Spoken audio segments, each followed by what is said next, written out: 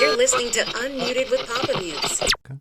And so I started calling immediately. I started calling. Now I'm calling the head of an entire studio. I'm not just somebody. And of course, I was lucky that I got somewhat close to him. I got to some secretary or someone who said, no, you can't speak to him. But I kept calling. I said, listen, he had this letter. I'm from Yale, blah, blah, blah, thinking that would help. And I kept pursuing it and I kept getting turned down, but I kept at it. I would call every day. And finally, her name was Elizabeth. His assistant, one of his assistants, got on the phone and said, Mark, you've been calling every single day. I said, I know. Okay. What can you do? So then I told her exactly what I want. And she says, well, let me see what I can do. And, call me back on another time. So I called her back a few days later and she says, you have an appointment. I said, really? Great. I thought, well, of course I should. I'm from Yale, blah, blah, blah. I'm a theater director and all that. And he wrote the letter and all that.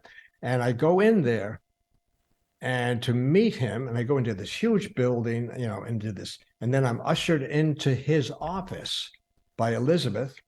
And she said, just wait right here. And he's in there. He's in the office and he's on the phone.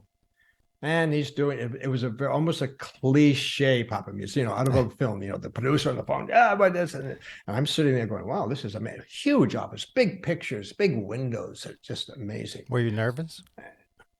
Yeah, I was nervous. I was nervous and excited at the same time. I mean, I'm in MGM. I'm at the head of MGM's office. I'm in there, basically asking for a job. Mm-hmm. That's all I'm doing. Wow. And then I remember when he got off the phone, he put the phone down and he stared at me and he said, what the hell do you want with me? And I said, well, this is a good beginning. But wow. He'd heard about this guy that kept calling. Persistence. And so he knew what I was. So I told him exactly what I wanted. I said, this is what I'm doing. This is my studies, theater, Yale, all that. There was a letter there from you. I'm coming here and I want a job. And he said something like, okay, show up here Monday morning at 10 o'clock. I said, that's it? Yeah. I had no idea what it was. I came back on Monday morning at 10 o'clock and I had a job working on a TV series, basically as a production assistant. Okay. The lowest level. But it was a job and it was a paid job. It wasn't free. It wasn't volunteer. Was it a popular TV series? Was it something? Yeah, they were actually doing several series. They were doing Medical Center. They were doing Then Came Bronson, okay. Courtship of Eddie's Father. Those, wow. All those. Okay. And so I suddenly I was in. I had gotten over that threshold. And that's when I started learning the film business and film and TV simultaneously, because I had no experience in either of them. And started to learn how my background experience in theater was so different from what was needed in film, but also my background experience in theater was helping me and could help other people in terms of what they were doing. That's when I started to see all those worlds coming together. And since that time, that's the world I've worked in. Now, how did the Travis Institute and the Travis technique come about? In the early 90s, this is a much longer story, so we won't get into it, but if you want to do it at another time, mm-hmm. I directed my first feature film for Warner Brothers, okay. Different studio.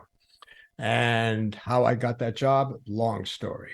And the film did not do well. That's another long story, interesting story. But it came out, did not do well. So I was, for a while, I had the period of time, I was a young hot director because I was directing something for Warner Brothers, and sure, it's not a big budget. It's like a $9 million movie, but it's a movie. It's Warner Brothers, all that. Now, how did you? Excuse me for interrupting, but how'd you get that job? Did you? Well, that's the long story. Oh. How much time?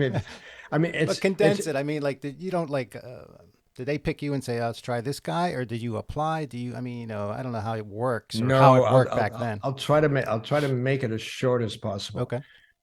One of the things I was involved in that time and still am is working with actors developing one-person shows, which I'm very, very good at.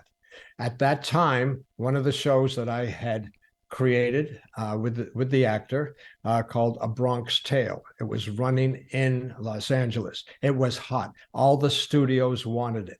Now, because of the studios wanting it, and because Chaz Palminteri, the actor, and I decided we're not going to sell it. We're not going to sell it yet. We're holding back, which was a smart thing to do. So the studios just wanted to get to us.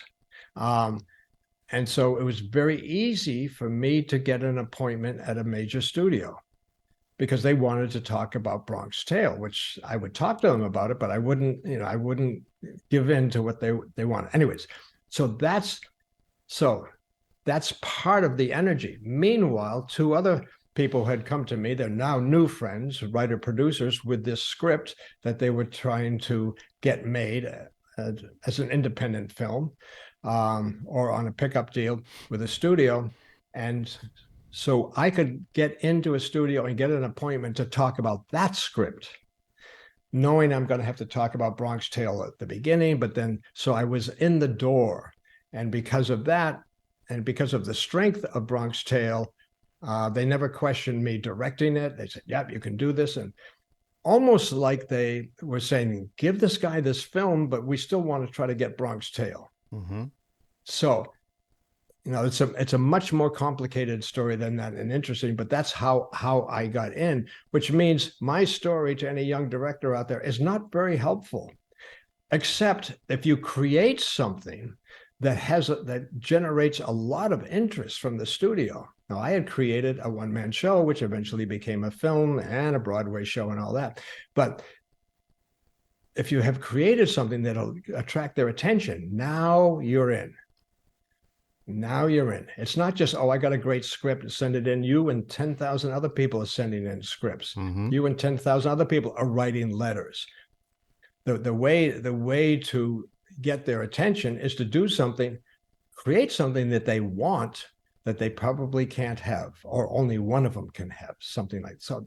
But that's, it's not. It's a way. That was not my plan at all. That's just the way things happens. Worked out. Right. Yeah. I mean, A Bronx Tale is one of my favorite movies. I've never seen the one-man show that Chaz has.